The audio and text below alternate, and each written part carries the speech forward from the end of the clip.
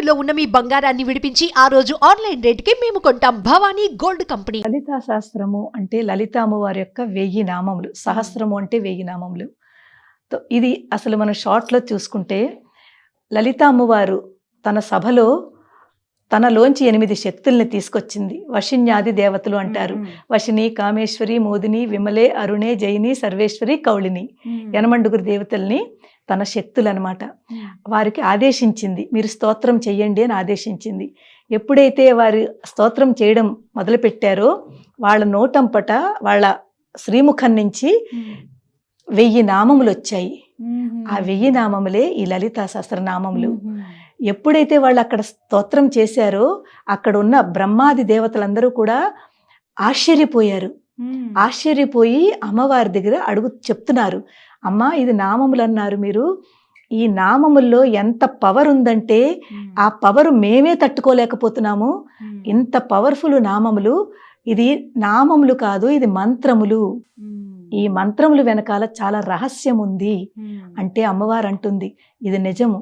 ఈ మంత్రములు మంత్రస్వరూపంలో ఉన్న నామములు, దీని వెనకాల చాలా రహస్యం ఉంది. మీరందరూ కూడా ఇప్పుడు పఠించి పూర్తి భూప్రపంచం అంతా కూడా మీరు దీన్ని వ్యాపింపజేయాలి అని ఆవిడ ఆదేశించింది. అప్పుడు అక్కడి నుంచి ఆ బ్రహ్మాది దేవతల దగ్గర నుంచి మన ఋషులు, అప్పుడున్న ఋషులు, ఆ ఋషుల నుంచి అలా గురు పరంపరంగా మన వరకు ఈ లలితా శాస్త్రం వచ్చింది. ఎంత అదృష్టవంతులమో మనం, చాలా అదృష్టవంతులు అమ్మా. కానీ ఈ పారాయణం అనేది ఈ సమయానికే చేయాలని ఏమన్నా ఉంటుందా? లేదమ్మా, అలా ఏమీ లేదు. లలితా శాస్త్రం అనేది మనం భక్తితో ఎప్పుడైనా చదువుకోవచ్చు, ఏ టైం ఉంటే. కానీ ఆ టైం కొంచెం కేటాయించుకుని వేరేగా ఒక చోట కూర్చుని చక్కగా పారాయణ అంటేను నేర్చుకునేటప్పుడు ఎప్పుడైనా పర్వాలేదు. పారాయణ చెయ్యాలి అనుకుంటే చక్కగా ఒక చోట మనం అమ్మవారి దగ్గర లేకపోతే వేరే రూమ్లోనో కూర్చుని నేను ఇవాళ పారాయణ చేస్తాను అనుకుని పూర్తి 1 నుంచి 183 శ్లోకాలు చదివి అప్పుడు లేవండి. అది పారాయణతో కౌంట్ అవుతుంది. కొంతమంది చాలా మంది నడుస్తూ లేకపోతేనేమో ఎవరైనా వచ్చారని మధ్యలో లేచిపోయి ఇవన్నీ చేస్తూ ఉంటారు. అది పారాయణలో కౌంట్ రాదు. మీరు మధ్యలో గ్యాప్ ఇవ్వకూడదు. పారాయణ అనేది ఎప్పుడు స్టార్టింగ్ నుంచి ఎండింగ్ వరకును. ఎవరైనా వచ్చినా కూడా మీరు డిస్టర్బ్ అవ్వకూడదు. అయితే అది పారాయణలోకి రాదు. మరి ఎలా చదవాలో చెప్తారా అమ్మ? తప్పకుండా. లలిత మీకంటే పుస్తకం అవసరం లేదు, ప్రతిదీ కంఠస్థమే అమ్మవారి అనుగ్రహం. అది ఎలా వివరించండి.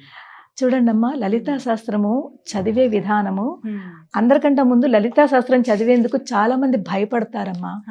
మనకి కొంతమంది మన పెద్దలు అంటే కొంతమంది గురువులు లాంటి వాళ్ళు, మీరు లలితా శాస్త్రం తప్పు చదివితే మీకు ఇది జరుగుతుంది అది జరుగుతుంది అని చాలా భయపెట్టేస్తున్నారు. ఆ భయం కొద్దీ లలితా శాస్త్రము, లలిత అమ్మవారు ఏమిటి, ఆ తత్వం ఏమిటి అని తెలుసుకోవట్లేదు, చదవడానికి ధైర్యం చూపించట్లేదు.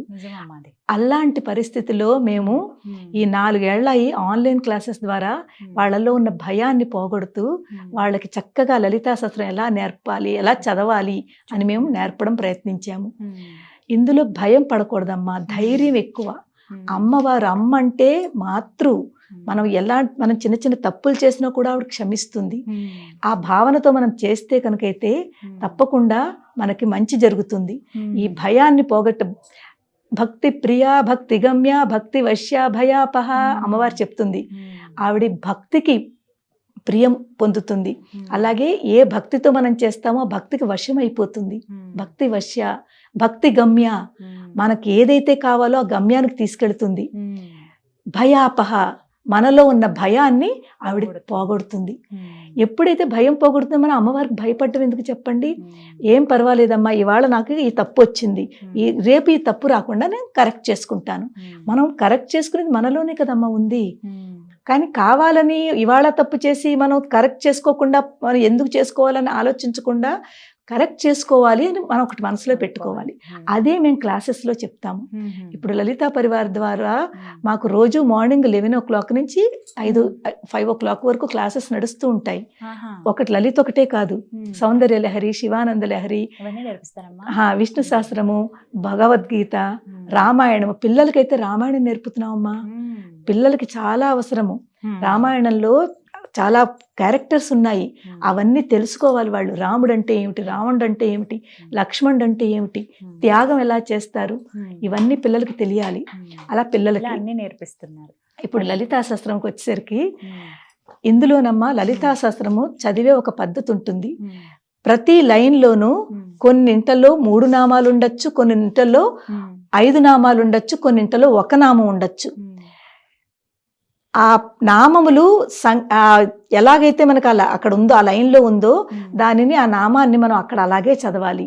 అంటే ఇప్పుడు ఫర్ ఎగ్జాంపుల్ తొలి శ్లోకం చూసుకుంటే శ్రీమాత శ్రీ మహారాజ్ఞి శ్రీమత్ సింహాసనేశ్వరి, అక్కడ 3 నామాలు ఉంది. ఆ 3 నామాలు అనమాట. ఆ 3 నామాలకి కాస్త శ్రీమాత శ్రీ మహారాజ్ఞి శ్రీమత్ సింహాసనేశ్వరి, ఎప్పుడైతే ఇది చదువుతామో మన లోపలికి ఆ భావన వచ్చేయాలి. అమ్మా శ్రీమాత, ఆ భావన రావాలమ్మా. శ్రీ మహారాజ్ఞి, అమ్మ నువ్వు రాణిలా ఉన్నావమ్మా, మమ్మల్ని అందరినీ పాలించడానికి నువ్వు మమ్మల్ని అందరినీ చక్కగా చూసుకుంటున్నావు అమ్మా, ఒక తల్లిలాగా. శ్రీ మహారాజ్ఞి శ్రీమత్ సింహాసనేశ్వరి, చక్కగా మమ్మల్ని అందరినీ పాలిస్తూ మళ్ళీ లయం కూడా నువ్వే చేసుకుంటున్నావు. ఆ భావన మనలో వచ్చేయాలన్నమాట. అక్కడ బ్రహ్మ విష్ణు మహేశ్వరులు 3 తత్వం మనకు కనిపించిపోవాలి. ఆ భావనతో ఎప్పుడైతే చదువుతామో అది మనకు ఫలిస్తుంది.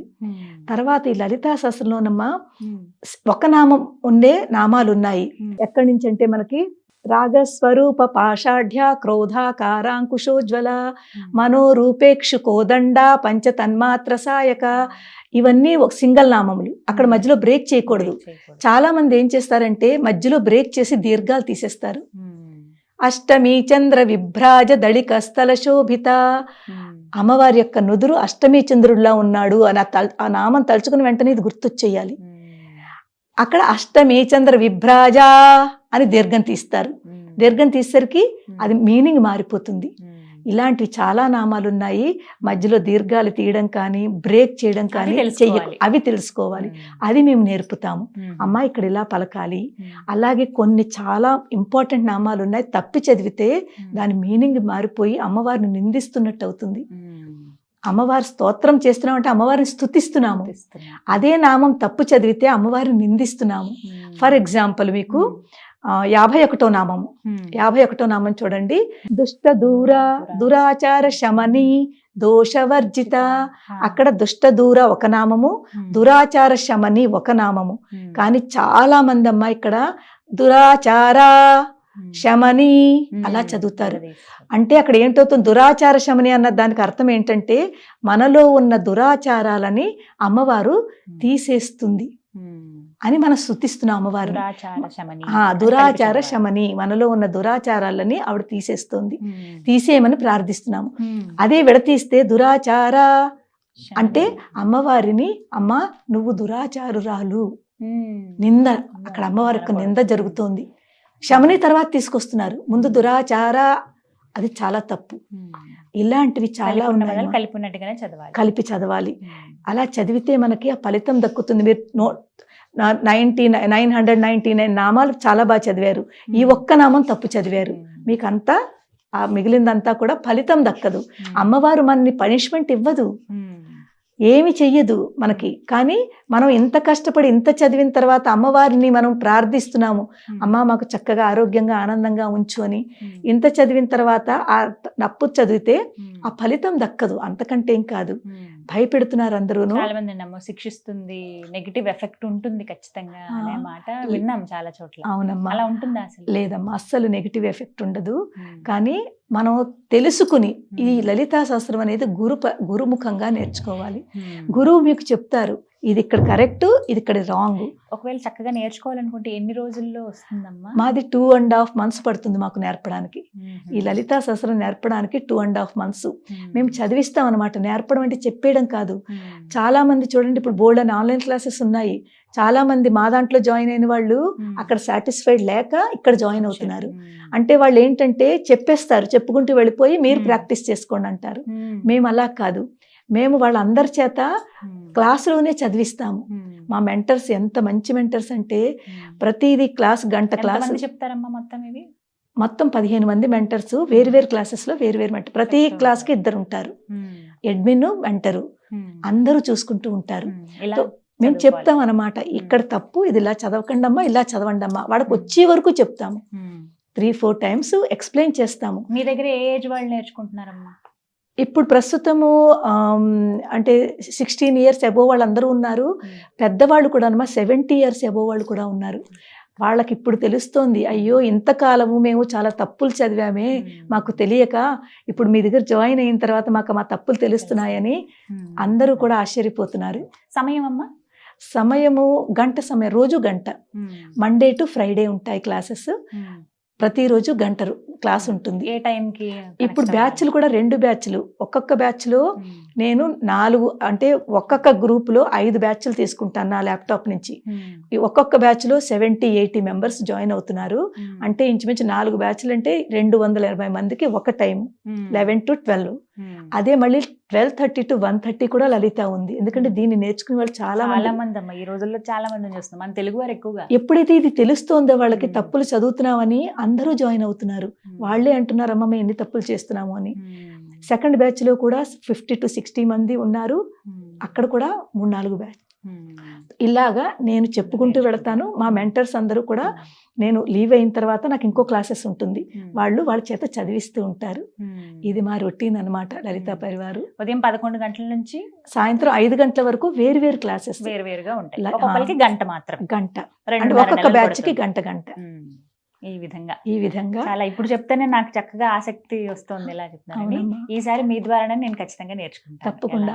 ఎప్పుడైతే మనకి లలిత అసలు నిజం చెప్తున్నాను, నా జీవితంలో చాలా చేంజెస్, ఇప్పుడు ఇలా ఉన్నాను అంటే ఈ లలితా శాస్త్రం అమ్మ.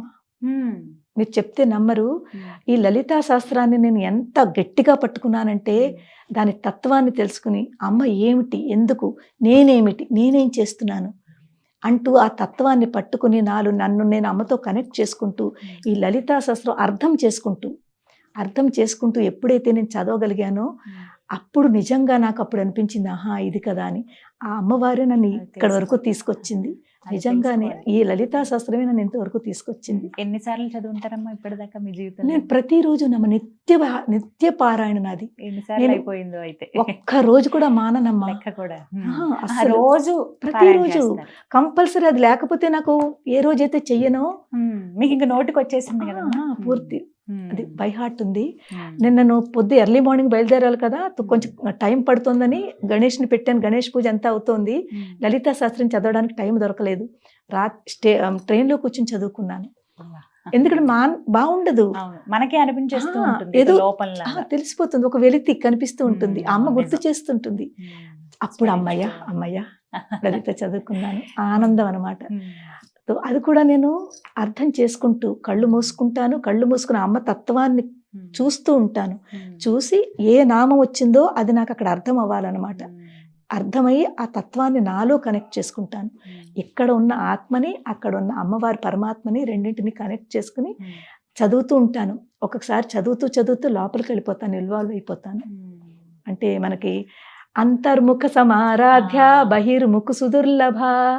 అంతర్ముఖంగా ఎప్పుడైతే మనం అంతర్ముఖంగా అమ్మవారిని పట్టుకుంటామో అమ్మవారి చెయ్యి గట్టిగా పట్టుకుంటుంది. మనం పట్టుకున్న కంటే ఆవిడ ఎక్కువ గట్టిగా పట్టుకుంటుంది, వదిలిపెట్టదు. ఆవిడకి భక్తులు అంటే, ఆవిడ భక్తి అంటే అంత ఇష్టం అన్నమాట, పిల్లలంటేను.